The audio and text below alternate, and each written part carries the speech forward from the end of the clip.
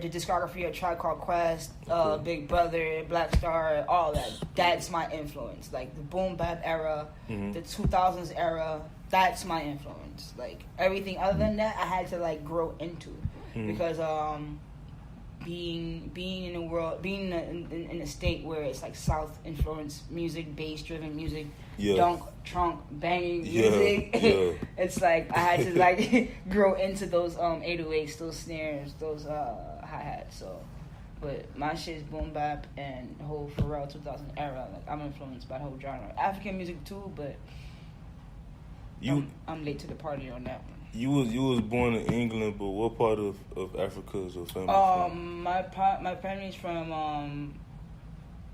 from Nigeria. I think my mom's from the city. My dad's from the city, and my mom's from not so to the city. So it's Lagos and Ikeja in Nigeria. And I actually stayed there for 3.5 years. Okay, because as we all say, me and you both is from the Caribbean, but all the music comes from the motherland. From the motherlands, you know what I'm saying? Like, definitely. You can still hear it now. Like, even my last interview I did with Dabley, up and coming artist from Hialeah, Florida.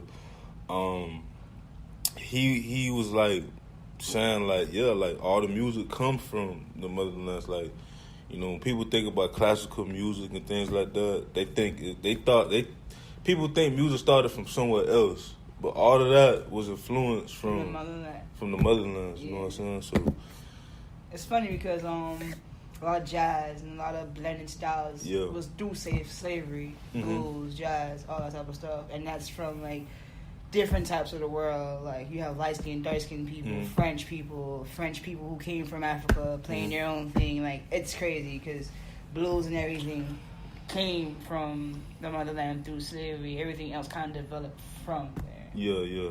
So now we get into the EP. First of all, how was that process? It was kind of grueling. It's about a year's worth of work. We made a ton of music. A ton of music, and it was like literally us just kind of like shooting darts in the dark, man, and just hoping that something sticks sometimes. And then after that year of work, we were just like, all right, we have about 6-7 songs here that like make sense. They're cohesive with each other. It ties in. They're completed. Which is a big one because Cause I know it's hard to get all the artists together, like to get the artists to come in and be like, It was pretty hard. But I appreciate everybody who actually came through and took their time and be a part of the project, because just to get us artists in the studio with everybody working, everybody starving, trying to eat, it's crazy. But we appreciate the time and the effort everybody a part of this project put into this project. Yeah, and this shit, like this whole entire EP was recorded inside of an office in with this mic, like it's crazy. This is like in like there's no like special studio or anything like that. Like even the first song, the intro, Planetary. Recorded outside. It was outside. We recorded that outside by my pool, so we could have that water running in the background. That's crazy. It sounds like an ocean. Yeah, right? It's a pool. It's a pool, son. That's a pool. So it's like, that's like, try to use the most simplest elements and just be as genuine as we can to ourselves with the sound and not try to make something that's not us. So, it just took some time. Because even then, like, even when you're not trying to sound like anyone else, you, especially in the beginning, you could kind of do things that influence you, and you end up sounding like this sounds like a Kendrick record, or this sounds like this kind of record, and it's like we had to keep pushing ourselves until we were like, this sounds like VVX, this sounds like who we are. Cause it's a different project. I can tell you that, like, the sound is so, what's it called? What do you call it? Supersonic. Like Supersonic? Sonic, like Sonic the Hedgehog? What? Yeah, like it's like when I first heard it, it's just like, I mean, I know y'all don't want to be compared, but I had a little bit of like the Kanye West and a little bit of Pharrell, a little bit of like some of these bigger producers, nowadays. Cause I'm like, damn, like it's just different. It's a different sound, you know. Like it's something that you wouldn't really hear all the time from Florida. Yeah. You know what I'm saying? Like, which, you know, I can't really be surprised too, because, you know, Florida, we all have different people from different places, you know, but at the same time, it's like an EP like that, you won't hear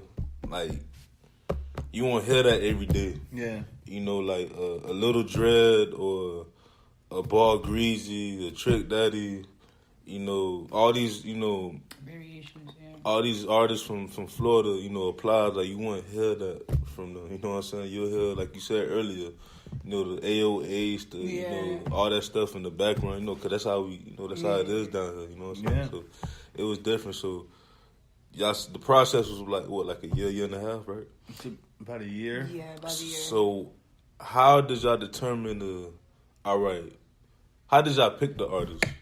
Like, how was that? It was all hit or miss, honestly. Okay. It's like who was available at the time, and but of course we had a lot. We trashed a lot of stuff. It didn't sound right, but like for instance, Christy is an amazing artist. Dope. Shout out to Christy. Yeah, shout out to Christy Carter. Hey, but yeah, Christy's a dope artist, and I love Christy. She's such a amazing performer. She has her style, her image is like clean, and the only person I can actually think to bring into the studio to sing a record as far as a female, it was Christy at the time. I mean, we had other people, but you know, everybody branches off to do their own thing. And she just came through with different perspective, different ways of writing music. Because, you know, a female singer is like, oh, sexy, can I? You feel me? Yeah. I'm a trap queen or whatever. But she came with like a subtle thing to the record. Like for Moving Mountains, nobody would expect her to take that track to do like a uplifting gospel track. I mean, look at her influences. Like, she was brought up in gospel and neo soul and stuff like that. But you see her, you won't expect that. Yeah, you want, like at first hand you wouldn't expect, but then you listen to the music, you like, damn. Like, she talking like nothing on the second record. I wrote that track. Okay. I wrote nothing, and she helped with the vocals and everything like that. She brought out from the side of the record that I couldn't bring out, like singing, because I tried to sing a track to her, but she took it and flipped it in her own little way, because of course her voice is different, but she knows how to take critique, and she knows how to, like, you know, apply it on her music. She even brought Jay Only to help her bring something else to the record, which I really appreciate. Shout out to Jay Only. She took the time out to make a record better, and she just sat there and just took all the critique and just gave us what we needed, and I just love that, because a lot of artists nowadays, they feel like they already own their art. Like, it's solid. Like, you came to me for my shit. And you got to be humble. You still progressing. Yeah, so a lot of people can't take that. And Dino is the king of shutting down all types of ego who came to the studio. Like, he's I the could king. tell you, I could tell you do that, bro. Like, hey, listen, man. I don't know what you do out here, but in here, it's my house, it's our house. You know, we gonna help you, help us, help you. Well, not exactly like that, but he's like, if it don't work out, you know, throw it away. Let's do it. But sometimes you gotta humble like some of these artists. Like, you know, they very gifted. Yeah, they are. But, you know, as producers, I always felt like producers were like so underrated, so unappreciated, because all the long nights and long days. And I tell you what though, do you know why that happens though? People are willing to give money to whoever is willing to accept it. Yeah. A lot of people have these big studios having to pay rent, like all that situation.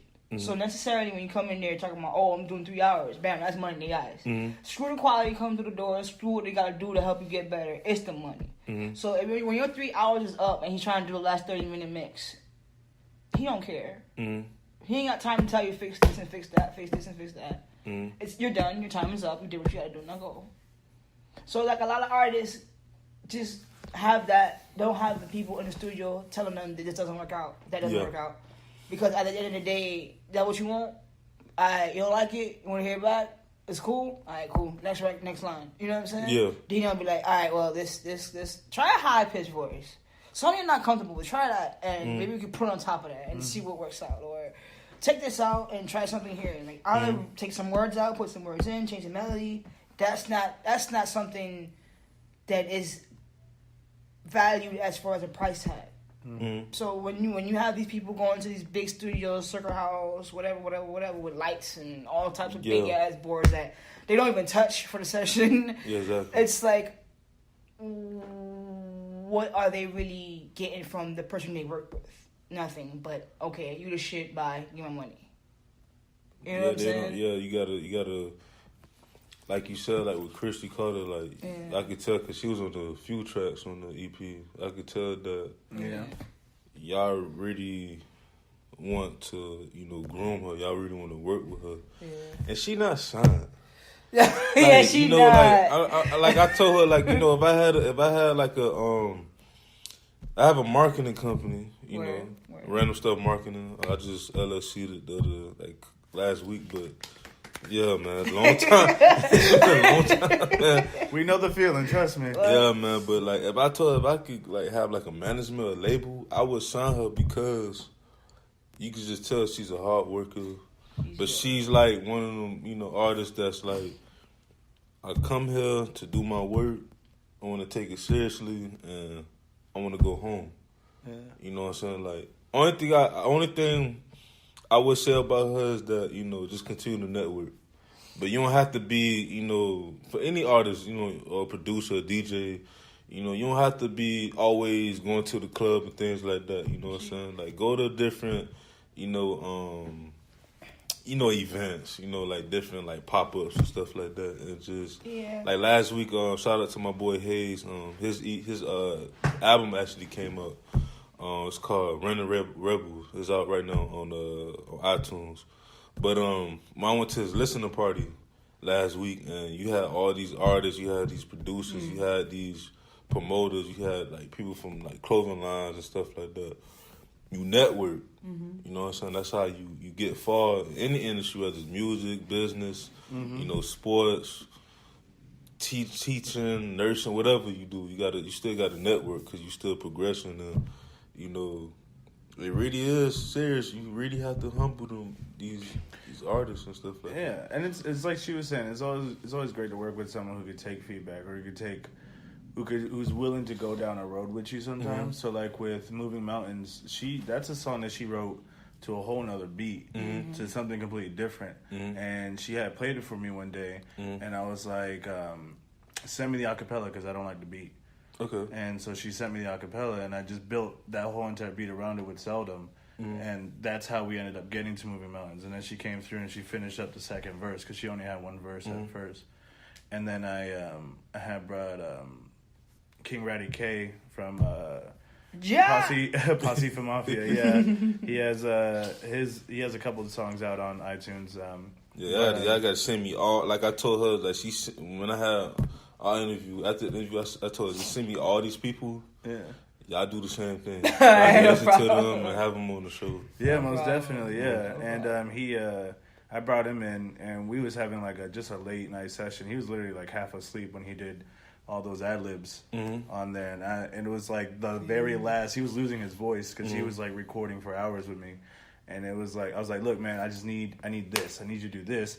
Just say, everyone's blessed. And he was like, all right. And then he just like went in. And it's like that last take is what we ended up using for the chorus and how we pulled that whole song together. So like the fact that, all of the artists that were on there were willing to be like, hear me say, that doesn't work. Let's not use that. And let's try something different and use this. And they were willing to go that way. I think ended up making a lot of the songs. So you pretty much on the engineering side.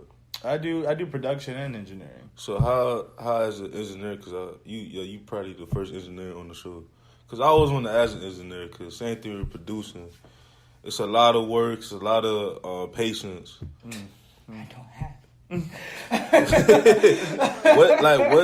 What's the Because when I see engineers, they be canceling this. They be editing this and this and that. Like, what is the process of that?